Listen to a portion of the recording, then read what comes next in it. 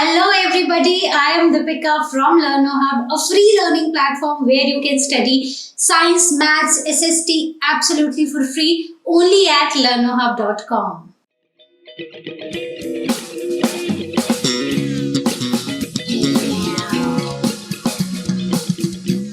तो आज हम डिस्कस करेंगे why do we fall ill के कुछ एनसीईआरटी क्वेश्चंस। तो बेसिकली 6 एनसीईआरटी क्वेश्चंस है, उसकी एक्सरसाइज में वो हम सभी के सभी डिस्कस करेंगे। और जैसे कि आपने चैप्टर को तो बहुत ध्यान से पढ़ा ही है, तो अब बारी है कि हम एक बार क्वेश्चंस को सॉल्व करके ये देखें कि हमने कितना अंडरस्टैंड किया है इस चैप्टर को। तो चलिए स्टार्ट करते हैं अपने क्वेश्चंस के साथ।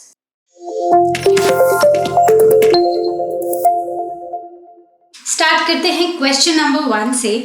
How many times did you fall ill in the last 1 year? What were the illnesses? ठीक है, तो हमसे क्वेश्चन कुछ ऐसा पूछा गया है कि पिछले 1 साल में आप कितनी बार बीमार पड़े हो, और आपको जब आप बीमार पड़े तो आपको क्या बीमारी थी, जैसे कि कोल्ड था, मलेरिया था, ठीक है, ऐसे कॉमन जो डिजीजेस हैं आपको क्या हुआ था, राइट। तो ये जो क्वेश्चन है ये हमें अपने हिसाब से इसके बारे में लिखना है, ठीक है, लेकिन मैं आपकी हेल्प करूंगी कि कैसे करना है। थोड़े से पॉइंट्स मैं आपके साथ डिस्कस करूंगी।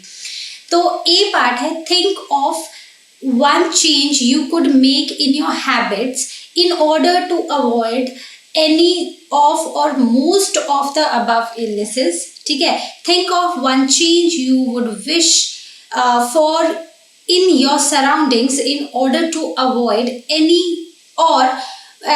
Of or most of the above illnesses. तो बेसिकली हमें बता रहे हैं कि अगर हमें जितनी भी अभी बीमारियां मतलब 1 साल में हुई हैं तो वो कैसे हुई हैं, उनके रीजंस क्या हो सकते हैं, और अब आप क्या कर सकते हो कि आपको वापस से वो सारी की सारी प्रॉब्लम्स ना हो, ठीक है, और आप अपने सराउंडिंग्स में क्या क्या चीजें चेंज कर सकते हो, तो हमें ये बताना है। तो अब अगर हम सबसे फर्स्ट पार्ट की बात करें, how many times did you fall in the last 1 year, तो ये जो आंसर है इस क्वेश्चन का वो वेरिएबल होगा depending on person to person, ठीक है। कोई 2-3 बार बीमार पड़ा होगा, कोई 5-6 बार बीमार पड़ा होगा, कोई बहुत फ्रीक्वेंटली उससे भी ज़्यादा बीमार पड़ा होगा, राइट। तो ये इलनेस जो है ये मतलब नंबर ऑफ टाइम्स जो है वो वेरिएबल है डिपेंडिंग ऑन द पर्सन, ठीक है। अब ये कैसे एक पर्सन पे, एक इंसान पे ये कैसे डिपेंड कर रहा है, वो ऐसे हो रहा है कि जिसकी इम्यूनिटी थोड़ी स्ट्रांग है वो बीमार थोड़ा कम पड़ेगा, और जिसकी इम्यूनिटी वीक हो गई है वो बहुत ही फ्रीक्वेंटली बीमार पड़ रहा होगा, ठीक है। तो अब ये इलनेस कॉमन कोल्ड हो सकता है, आपको फीवर आ गया, आपको वायरल हो गया, हो सकता है कि मलेरिया हो गया हो, डेंगू हो गया हो, मतलब जनरली जो कॉमन जो डिजीजेस हैं वो यही हैं, चिकन पॉक्स हो गया होगा, मीजल्स हो गए होंगे, राइट। तो ये आप खुद लिखोगे। उसके बाद है कि कोई एक ऐसा चेंज बताओ जो आप अपनी हैबिट्स में चेंज करोगे, मतलब आप अपनी हैबिट्स को बदलोगे जिससे कि जो ऊपर जो भी आपने इलनेसेस बताई हैं वो आपको नेक्स्ट टाइम ना हो, मतलब आप अवॉइड कर सको उनको। तो सबसे पहली चीज है, मतलब हम क्यों बीमार पड़ रहे हैं, क्योंकि हमारी इम्यूनिटी वीक है, ठीक है। तो हमें अपनी इम्यूनिटी को स्ट्रांग बनाना है, तो हम क्या करेंगे, हम लेंगे एक बैलेंस्ड डाइट, ठीक है। तो सबसे पहले एक बैलेंस्ड डाइट लेना सबसे ज्यादा इंपॉर्टेंट है, राइट। तो हम क्या करेंगे, हम ये देखो यहीं पर लिखा हुआ है, we will be taking a balanced diet, मतलब एक ऐसी डाइट जिसमें हर एक न्यूट्रिएंट हमारी डाइट में आए, ठीक है। और इट इज वेरी इंपॉर्टेंट कि जो हम खाना खाएं वो हम फ्रेश खाएं, फ्रेशली चॉप्ड वेजिटेबल्स हों, फ्रेशली चॉप्ड फ्रूट्स हों, ठीक है, because if you chop them they tend to lose their nutrition, ठीक है। अगर आप जैसे रात को सब्जी काट के रख लो, सुबह तक वो अपनी न्यूट्रिशन जो है ना उन सब्जियों की वो कम हो जाती है। तो इट इज बेटर कि जब आपको कुक करना है आप तभी ही उनको काटो वेजिटेबल्स को, और ओवर कुक ना करो, क्योंकि ओवर कुकिंग से भी न्यूट्रिशन जो है सब्जियों का वो खत्म हो जाता है, न्यूट्रिएंट्स होते हैं वो डिस्ट्रॉय हो जाते हैं, right. So these are some of the things that you can do, ठीक है। उसके सिवा आप अपनी सराउंडिंग्स में भी कुछ क्लीन करोगे, ठीक है। तो आप क्या कर सकते हो, आप मतलब इन दोनों ए और बी पार्ट का ना हम एक कंबाइंड आंसर करेंगे, राइट। तो हमें एक तो बैलेंस डाइट करना है, हमें फ्रेश खाना खाना है, ठीक है। तो I write here fresh food we need to eat, right. उसके बाद हमें जो पानी पीना है, पानी से बहुत सारी वाटर बॉर्न डिजीजेस होती हैं, राइट, जैसे कि कॉलेरा। ओके, तो हमें क्या करना है, जो भी हम पानी पिएंगे वो क्लीन होना चाहिए। और अगर आपको लगता है कि आपके वाटर सप्लाई में कुछ प्रॉब्लम है या हो सकती है, तो बेस्ट है कि आप जो पानी है उसको बॉयल करके पिए, ठीक है। आजकल आरओ भी चले हैं, आरओ का पानी पिए, या उसको भी अगर आपको लगता है तो आप उसको बॉयल करके पिए, right. So you need to drink clean and boiled water, right. उसके बाद हमें अपनी सराउंडिंग्स को क्लीन रखना है, क्योंकि जितनी हमारी सराउंडिंग्स क्लीन होंगी, जैसे कि हम बात कर रहे थे मलेरिया की, डेंगू की, ठीक है, तो ये क्या है, इनके जो वेक्टर्स है ना वो है मस्कीटोज। तो अगर हमारे आसपास कहीं भी पानी नहीं खड़ा होगा, ठीक है, हमारी सराउंडिंग्स क्लीन रहेंगी, तो वहां पर ये जो पैथोजेंस हैं, मतलब ये जो पैरासाइट्स हैं, ठीक है, ये जो कैरियर हैं डिजीजेस के, ये नहीं होंगे। ये नहीं होंगे तो भी हम बहुत सारे डिजीजेस से बचे रहेंगे, क्योंकि जैसे बरसात आती है, ठीक है, मानसून आता है, तो क्या होता है कि बहुत बारिश होती है, तो हमारे आसपास पानी खड़ा रहता है, और उस टाइम पर ही ये डेंगू जैसी बीमारियां बहुत ज़्यादा फैलती हैं। तो आपने न्यूज़ में भी देखा होगा, एड्स भी आती हैं रेडियो पे, टीवी पे, ठीक है, न्यूज़पेपर में आर्टिकल्स भी आते हैं कि अपने आसपास पानी को खड़ा नहीं होने देना है, ताकि हमारी सराउंडिंग्स क्लीन रहें और उससे मच्छर पैदा ना हो। मच्छर पैदा नहीं होंगे तो मलेरिया, डेंगू जैसी बीमारियां भी नहीं होंगी, राइट। तो हमें अपनी सराउंडिंग्स को क्लीन रखना है और हमें अपनी पर्सनल हाइजीन को मेंटेन करना है, ठीक है। तो हमें अपने आसपास सफाई रखनी है, अपनी बॉडी को क्लीन रखना है, चेंज करना है, अपने कपड़े चेंज करने हैं, नहाना है, ठीक है। This comes under the personal hygiene, trimming your nails and everything, ठीक है। So this is about our first question. तो I hope this is clear to everybody. इससे भी एक हमारे चैप्टर का सार है ये, ठीक है। तो चलिए देखते हैं नेक्स्ट क्वेश्चन। बात करते हैं क्वेश्चन नंबर 2 की। A doctor, nurse, health worker is exposed to more sick people than others in the community. Find out how she or he avoids getting sick herself or himself. तो अगर हम देखें, अगर आप खुद से कंपेयर करो, तो एक डॉक्टर, एक नर्स और एक हेल्थ वर्कर ज़्यादा एक्सपोज्ड होते हैं बीमार लोगों के, ठीक है, क्योंकि डॉक्टर या नर्स या हेल्थ वर्कर्स, उनके पास जो भी लोग आते हैं वो बीमार होते हैं और वो उनकी टेक केयर करते हैं, ठीक है। डॉक्टर उनको प्रिस्क्रिप्शन देता है, नर्सेज उनकी टेक केयर करती है, हेल्थ वर्कर भी ऐसे ही लोगों के पास जाते हैं, उनकी ट्रीटमेंट करते हैं, उनकी हेल्प करते हैं रिकवर होने में, जो कि बीमार होते हैं, ठीक है। सो हमें ये बताना है कि कैसे वो खुद को बचाते होंगे कि वो खुद बीमार ना हो। तो बहुत ही सिंपल है। एक तो वो अपने आपने देखा होगा, मतलब मूवीज में देखा होगा कि अगर कोई ऑपरेशन चल रहा होता था ना मूवी में, तो हमेशा डॉक्टर्स ने ग्लव्स पहने होते थे, मास्क पहना होता था, ठीक है। तो वो इस तरह खुद को प्रोटेक्ट करते हैं, मतलब they always wear mask and they always wear gloves जब भी वो एक बीमार इंसान के आसपास होते हैं, ठीक है। दूसरा, वो साफ पानी पीते हैं, और मैं सीधे लास्ट पॉइंट पे जाऊंगी कि वो बैलेंस्ड डाइट लेते हैं ताकि वो उनकी इम्यूनिटी स्ट्रांग रहे, ठीक है। उसके बाद वो अपने आसपास की जो सफाई है वो मतलब आसपास जो है वो बिल्कुल सफाई रखते हैं, अपने आसपास कुछ भी मतलब कूड़ा इकट्ठा नहीं होने देते, क्योंकि उनके आसपास मतलब ऐसे लोग आएंगे, उनको चेक करेंगे, अब वो ग्लव्स जो है वो खराब हो गए हैं, तो they always discard those gloves और नए ग्लव्स ले लेते हैं, ठीक है, नए ग्लव्स पहनते हैं, लेकिन उनको प्रॉपरली डिस्कार्ड करते हैं जहां भी उनका एरिया होता है, ठीक है।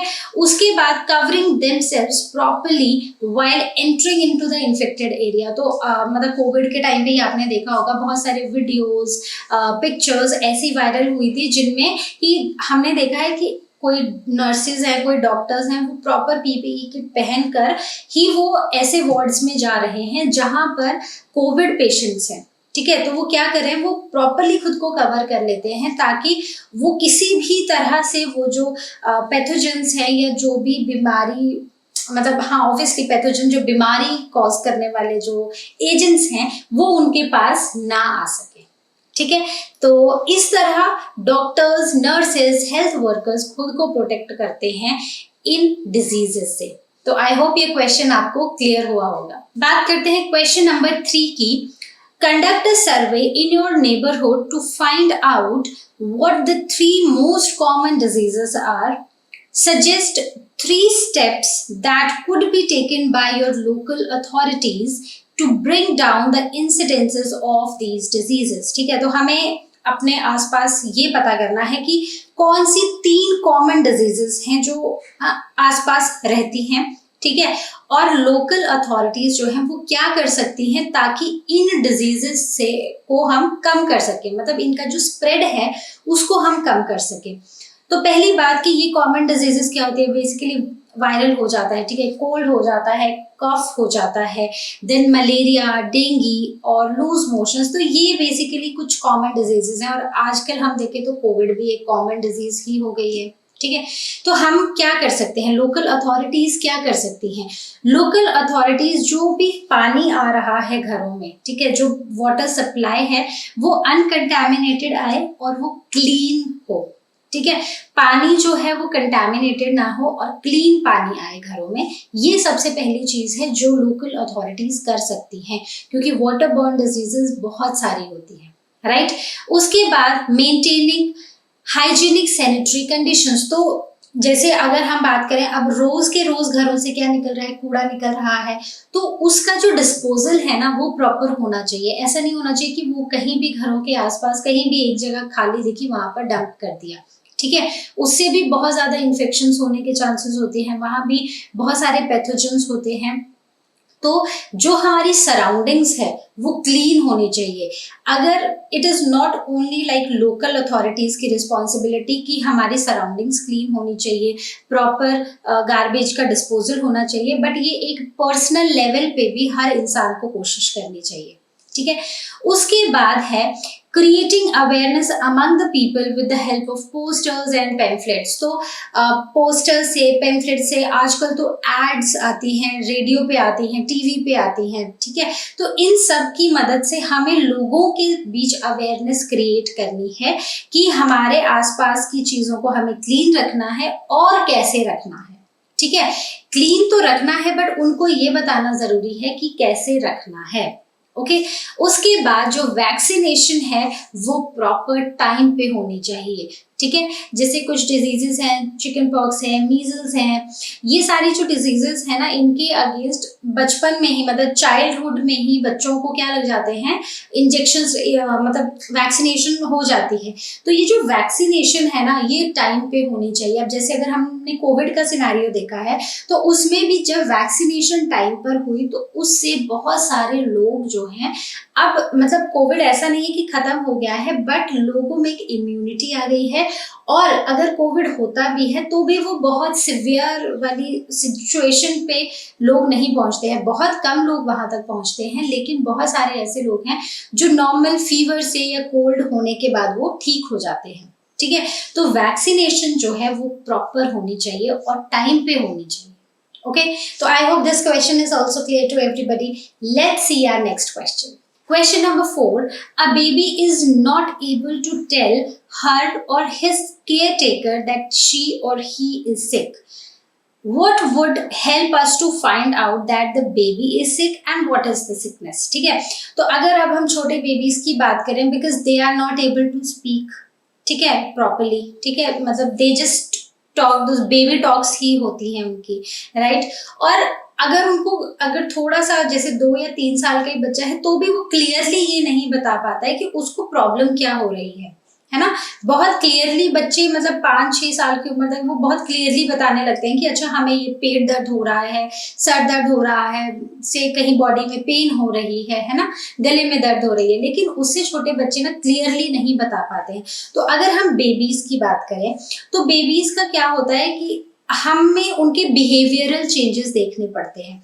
जैसे कि ऐसे एक हैप्पी बेबी है, लेकिन कोई ऐसा दिन आता है जब वो नॉन स्टॉप वो क्राई कर रहा है, ढंग से खाना नहीं खा रहा है, थोड़ी देर हंस रहा है फिर से इरिटेट होने लग जा रहा है। तो ये जो उसके बिहेवियरल चेंजेस हैं, ठीक है, तो ये हमें बताते हैं कि that something is not fine with the baby, ठीक है, कि बेबी कहीं ना कहीं बीमार है, तो उसके बाद हम क्या करेंगे, उसके बाद हम सिम्टम्स देखने की कोशिश करेंगे।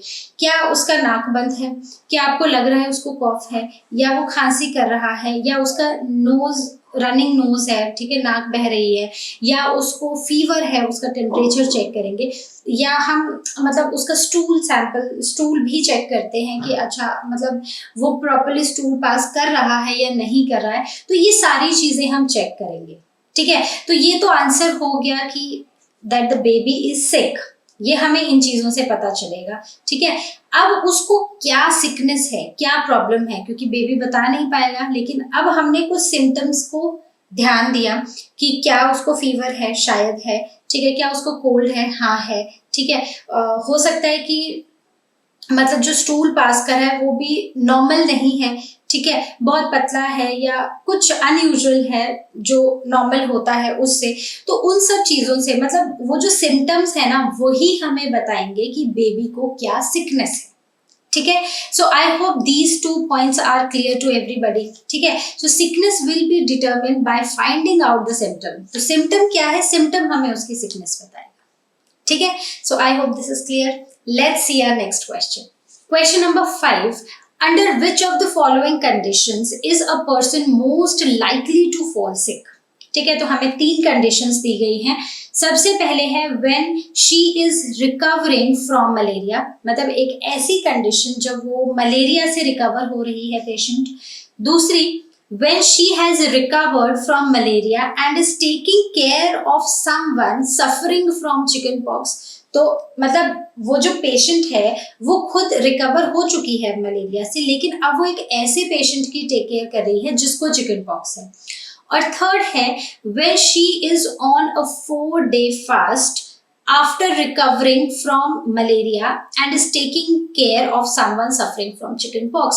तो मतलब कि अब उस जो मतलब जो लड़की है उसको मलेरिया हुआ था, लेकिन अब उसने 4 दिन का फास्ट भी रखा है, वो मतलब ऑलमोस्ट 4th डे है उसका फास्ट का, और वो एक इंसान की टेक केयर कर रही है जिसको चिकन पॉक्स है।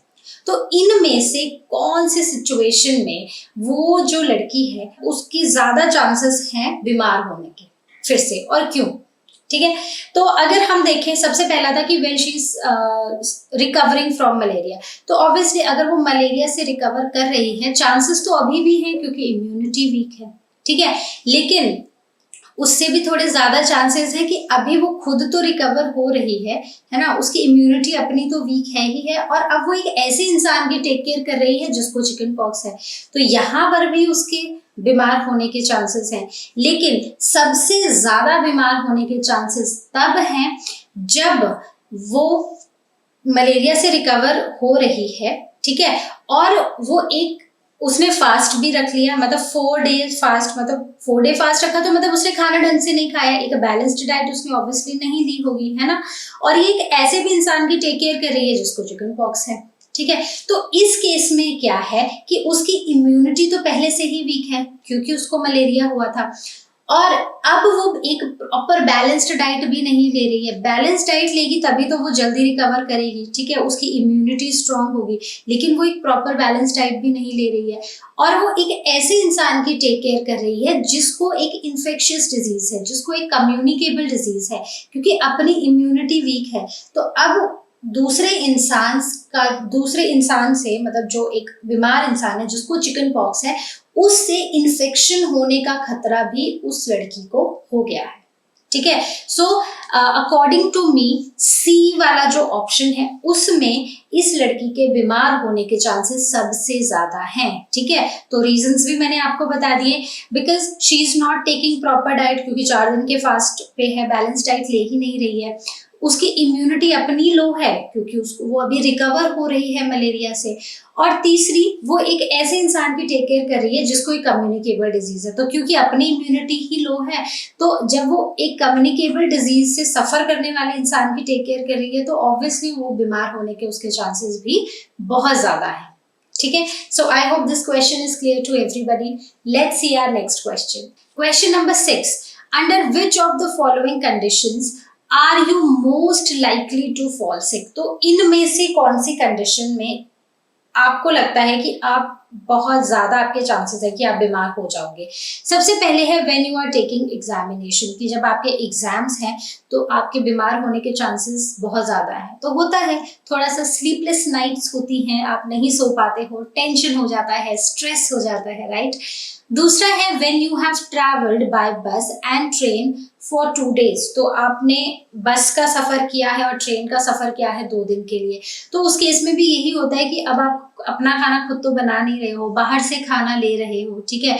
तो अब बाहर के खाना वो कितना साफ है, कितना आप प्रॉपर बैलेंस डाइट ले पा रहे हो, कितना आप क्लीन पानी पी पा रहे हो, तो वो सारी चीज़ें भी मैटर करती हैं, राइट। तो बीमार होने के चांसेस इसमें भी हैं। When your friend is suffering from measles, ठीक है, तो एक ऐसी कंडीशन में कि आपके साथ में जो आपका फ्रेंड है वो मीजल से मतलब उसको मीजल्स हुए हैं, ठीक है। तो इनमें से सबसे ज्यादा चांसेस कब हैं आपके बीमार होने के? तो सबसे ज्यादा चांसेस तब हैं जब आप एक ऐसे फ्रेंड के पास में बैठे हो जिसको मीजल्स हुआ है, क्योंकि मीजल्स एक इन्फेक्शियस डिजीज है, ठीक है। इन्फेक्शियस डिजीजेस को ही हम बोलते हैं कम्युनिकेबल डिजीजेस, ठीक है, जो एक से दूसरे को ट्रांसफर हो जाती हैं। तो ऐसे केस में इंसान के बीमार होने के चांसेस सबसे ज्यादा हैं, राइट। तो आई होप ये भी आपको क्लियर हुआ होगा। तो ऐसी सिचुएशंस बहुत ज्यादा आपको मतलब क्वेश्चंस में देखने को मिलेंगी, तो आपको पता होना चाहिए, मतलब अगर हम इन तीनों सिचुएशंस को देखें तो तीनों में बीमार होने के चांसेस हैं, राइट। कि जब बहुत ज़्यादा स्ट्रेस हो गया है, प्रॉपर खाना नहीं खा पा रहे हो, टेंशन हो रही है बहुत ज़्यादा एग्जाम्स के टाइम, तो भी आप बीमार हो सकते हो। तो आपको पता होगा कि आपकी मम्मा आपकी बहुत टेक केयर करती होंगी कि थोड़ी देर सो जाओ, थोड़ा रेस्ट कर लो, थोड़ा बाहर घूम लो, थोड़ा कुछ खा लो, हर थोड़ी देर बाद आपको खाने को कुछ देती होंगी। उसके बाद जब आप बस से या ट्रेन से ट्रैवल कर रहे हो तो ऑब्वियसली उसमें भी क्या होता है कि आप बाहर का ही खाना खा रहे हो 2 दिन के लिए। अब वो पानी आप जो पी रहे हो वो क्लीन है कि नहीं, खाना जो खा रहे हो वो क्लीन है कि नहीं, क्या आप प्रॉपर डाइट ले पाए हो या नहीं, तो उसमें भी चांसेस हो जाते हैं, ठीक है। लेकिन अगर आपकी इम्यूनिटी स्ट्रांग हो तो बहुत ज़्यादा मतलब नहीं होता है कि आप बीमार पड़ोगे, लेकिन चांसेस रहते हैं। लेकिन सबसे ज़्यादा चांसेस है जब आप एक ऐसे इंसान के पास हो जिसको एक कम्युनिकेबल डिजीज है, तो बीमार होने के चांसेस उस केस में सबसे ज्यादा है। ओके, सो आई होप ये सभी क्वेश्चंस आपको बहुत अच्छे से क्लियर हुए होंगे। तो आई होप जितने भी हमने अभी क्वेश्चंस डिस्कस किए हैं वो आपको बहुत अच्छे से क्लियर हुए होंगे। तो अगर आप इस चैप्टर को देखो ना तो मोस्टली आपको ऐसे ही क्वेश्चंस मिलेंगे जिनमें आपको अपने आसपास की चीजों के बारे में बताना है कि कैसे आप डिजीजेस को कंट्रोल करोगे, कैसे आप अपने आसपास सफाई रखोगे, कैसे आप खुद को बीमारियों से बचाओगे। तो बहुत ही जनरल क्वेश्चंस आते हैं इस चैप्टर से। तो आप इस चैप्टर को अच्छे से पढ़ो, इसके क्वेश्चंस को सॉल्व करो, एंड आई नो कोई भी क्वेश्चन आ जाए आप तो अच्छे से उसको सॉल्व कर ही लोगे एग्जाम्स में। तो अब हम मिलेंगे अपने नेक्स्ट चैप्टर में। तो तब तक जैसा कि आप जानते हैं, लर्नो हब फ्री है पर बेस्ट है।